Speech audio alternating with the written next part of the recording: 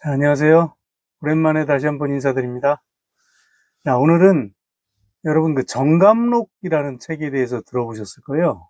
정감록은 조선시대, 조선 후기에 나왔던 그런 책인데 사실 지금까지도 심심치 않게 그 이야기가 되고 있습니다. 그렇다면 과연 정감록이라는 책은 어떤 책이고 그게 어떠한 배경을 가지고 만들어졌는지 그런 부분을 조선시대, 조선 후기에 여러 가지 이제 사건과 관련해서 한번 좀 알아보는 그런 시간을 갖도록 하겠습니다. 그럼 정감록이라는 게 과연 어떤 책이냐? 이 정감록은 조선 후기의 대표적인 뭐 도참서다, 아니면 뭐 비결서다 그런 표현을 씁니다.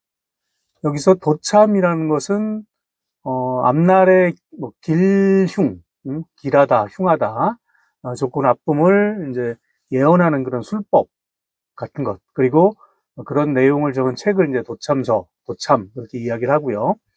또 비결이라는 것은 이제 비밀스럽다, 그런 비자를 써서, 역시 이제 길, 흉, 또 화, 복. 화는 이제 재앙이고, 복은 복이죠. 그래서 그런 길, 흉, 화, 복을,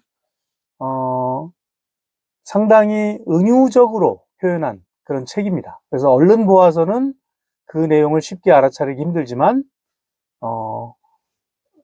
그것을 또 분석을 하면 어떤 내용이다라는 걸 알 수 있게 만든 그런 책이죠. 뭐 쉽게 예를 들자면 서양에도 뭐 노스트라다무스의 예언서 같은 게 있지 않습니까? 그것도 사실은 상당히 좀 은유적인 표현이고 해석의 여지가 다양하잖아요.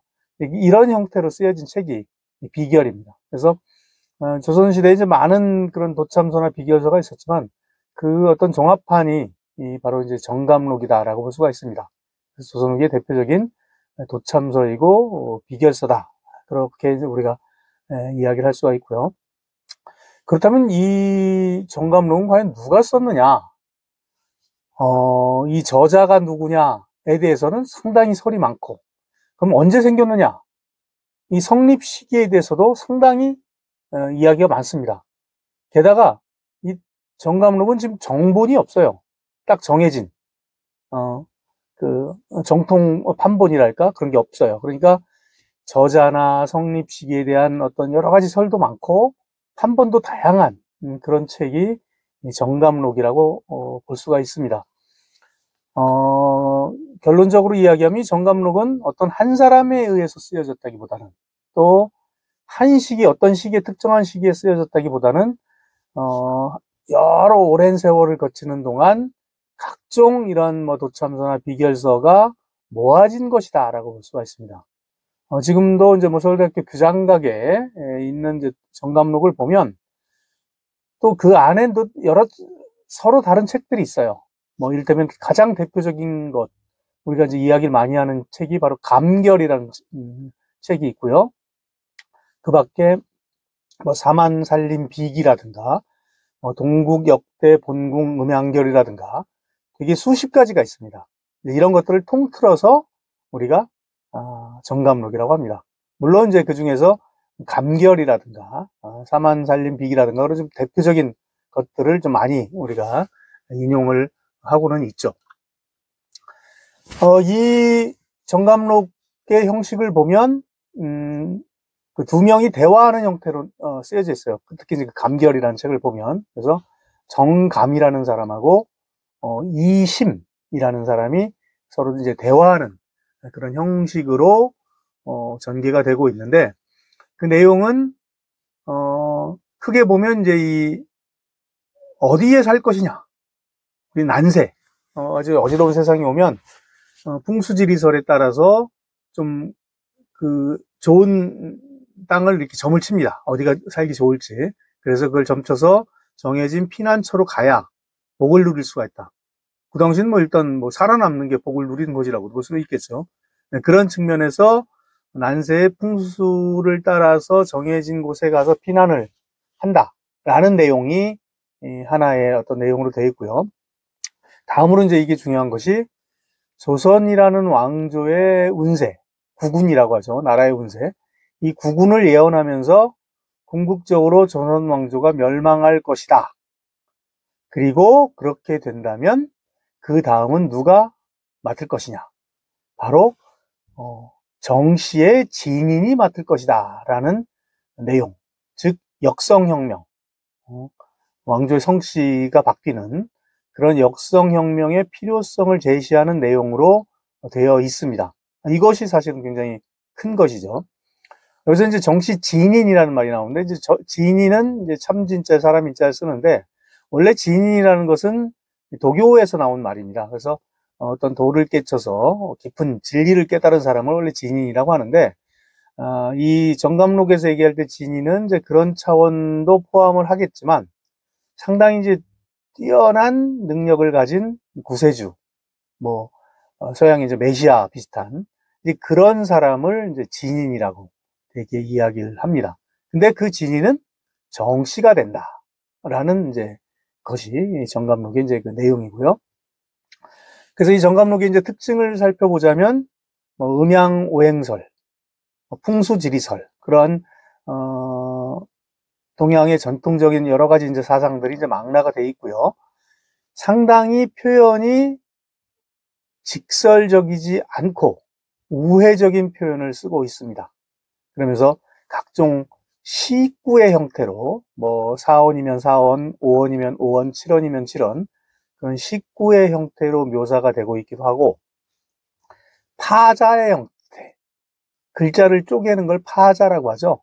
한자, 글자를 쪼개서 그걸 나중에 합해보면 하나의 글자가 되는. 이를테면 뭐 가장 많이 쓰이는 우리 파자의 예가 나무 목자와 아들 자자를 합하면 오얀리, 이씨성의 이가 되는 거죠. 그 당시 이제 왕씨의 성을 함부로 또 이야기하는 것은 상당히 금기시 될 수가 있었기 때문에, 왜냐하면 또 그 나라의 운명을 또 이야기하는, 그러니까 이제 그 파자의 형태로 상당히 많이 묘사가 되고 있습니다. 그래서 뭐 이씨뿐 아니라 다른 성씨 아니면 다른 내용들도 그렇게 이제 파자가 되고 있고, 상당히 이제 그렇게 이제 은유적인 표현이 많은 그런 것이 이 정감록의 특징이라고 볼 수가 있습니다. 우리는 그 정감록이라는 이제 성씨인데, 정감이라는 사람이 그 안에서 이제 이심이라는 사람과 대화하는 내용, 그것도 상당히 상징적이죠. 이씨, 당시 이제 이씨 왕조가 이씨니까, 그것과 함께 대화하는 사람이 이제 정감이라는 사람인데, 결국은 이제 정씨가 이씨를 대신할 것이다라는 내용이 이제 정감록의 주된 내용이니까, 우리는 이제 뭐 정감록은 당연히 이제 정씨다 생각을 하는 것이 맞죠. 결과적으로 이 정감록에는 정씨로 이제 귀결이 됩니다. 그런데 제가 그 살펴본 조선 후기에 많은 그 자료들을 보면 그 과정에서 실제로 많은 성씨가 경합을 합니다.